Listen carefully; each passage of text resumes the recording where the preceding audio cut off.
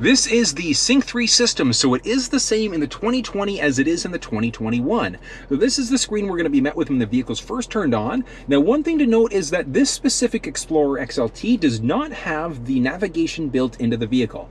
If that navigation was built in, it would show up between the phone and the app screen. So we don't have that built in, but having said that, this thing does support Android Auto and Apple CarPlay. So we've got the ability to use either the Waze app, Google Maps, or Apple Maps directly through the center console screen instead. Now, as we can see here, without the maps, we've got the ability to see what station or what song is currently playing. We've got a basic compass, and we've got the ability to look at our phone if it was currently connected.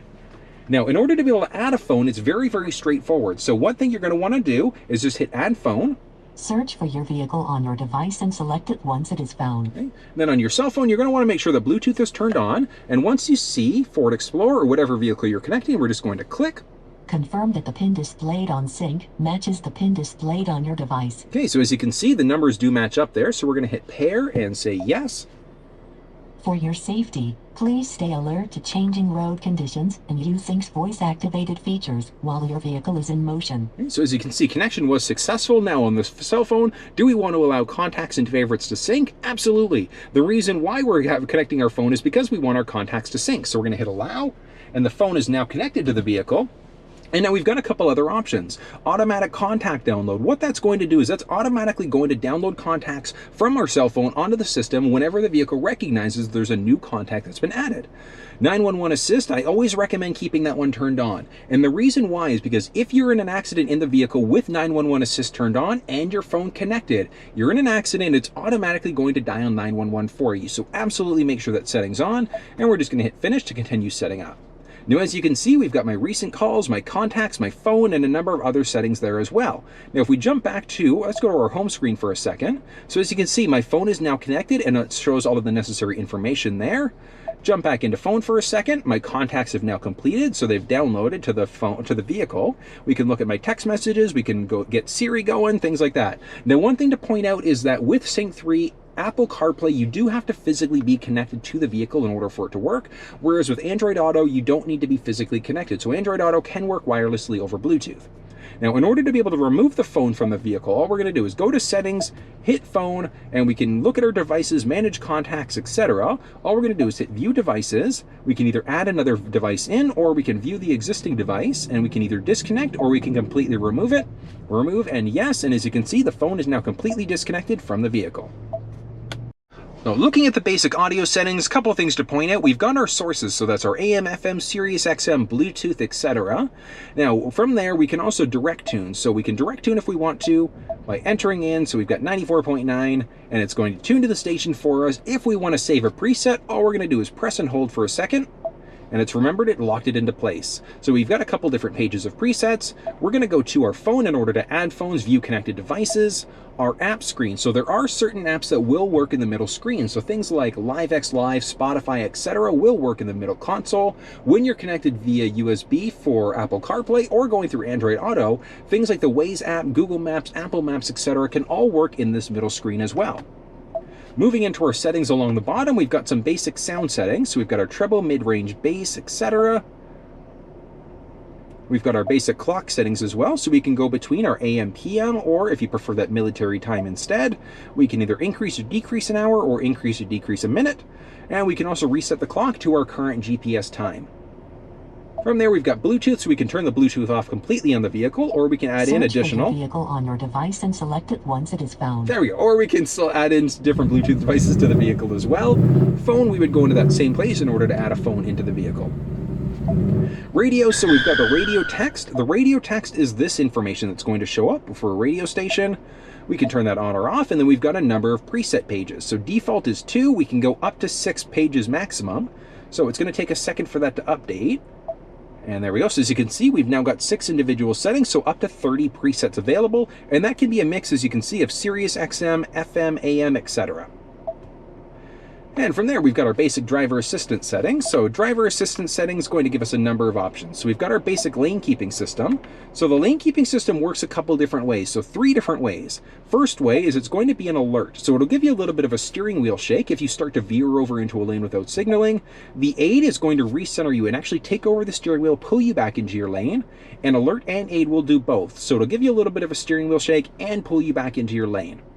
The alert intensity is tied into that steering wheel shake. So how intense is the shake on the steering wheel?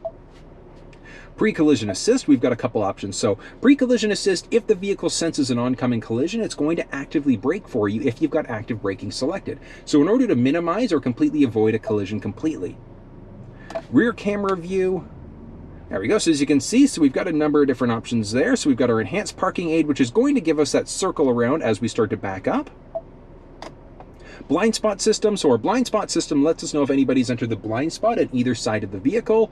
And we've also got our trailer blind spot as well. Now this is the reason why you want to have factory towing available as an option if you're ever going to tow. Because with the trailer blind spot, what happens is if we enter the trailer dimensions into the vehicle, what it'll do is it'll extend the blind spot. So these little indicators from the side view mirrors letting us know if anybody's entered the blind spot, it's going to extend it to cover the length of the trailer as well. So really, really useful. The sway control, what that can do is that can control the torque, and then that'll control the speed of the engine, that'll control the power to the engine, etc. as well, if the vehicle senses that there's trailer sway going on. Parking aid is that beeping that we get as we start to back up. Cross traffic alert. If a vehicle is coming perpendicular, so from the left or the right, and the vehicle senses it, what it's going to do is it's going to let us know of a potential collision. So we can turn that one on or off. The driver alert is tied into the lane keeping system. So if we get too many warnings letting us know that we're crossing over into lanes too often, it's going to let us know we should probably brake. Or take a rest, I should say. Next up, we've got some basic vehicle settings.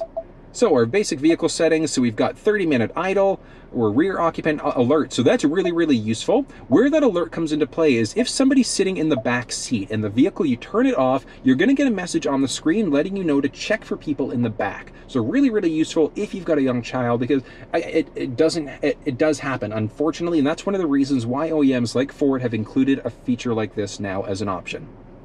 My key, what that'll do is that'll allow you to do certain limitations for an individual key fob. So if you're lending your vehicle out, you want to play a prank on a spouse, etc., what you can do is set a key up for certain limitations. So it can't go past a certain speed, the audio won't come on unless the seatbelt's engaged, etc. So there are a lot of things that you can do.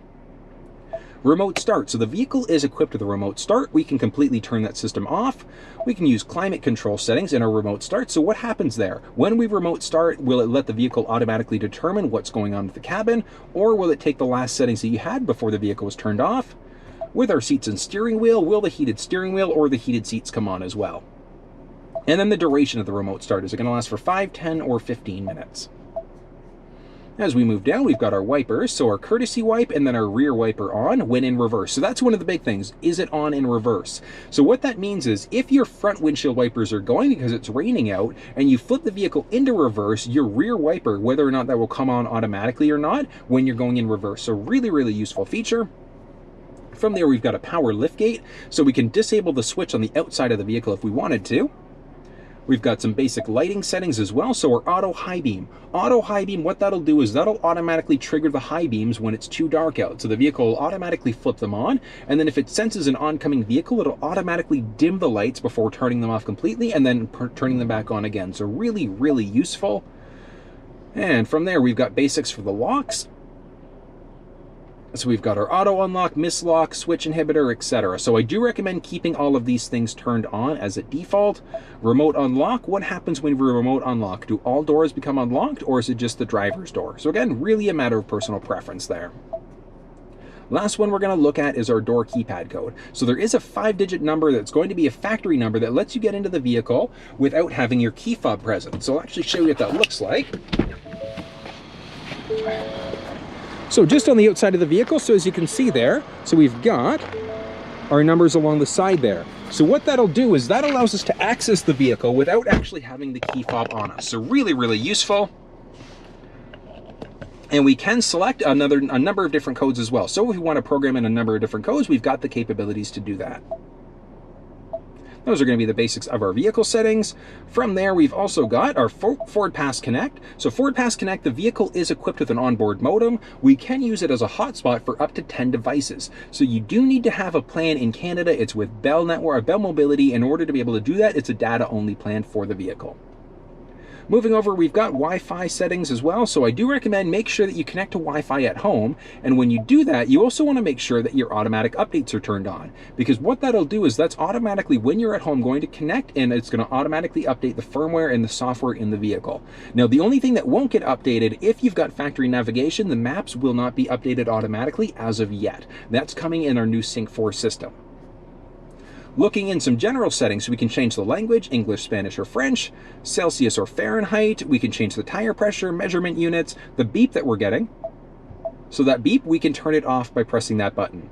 Automatic system updates, again, as I said, make sure that you keep those ones on. And then the other one to point out is the reset. So if for whatever reason the Ford Pass app is giving you an issue, you can reset. If the vehicle screen's giving you any issues, just do a master reset to set it to factory defaults.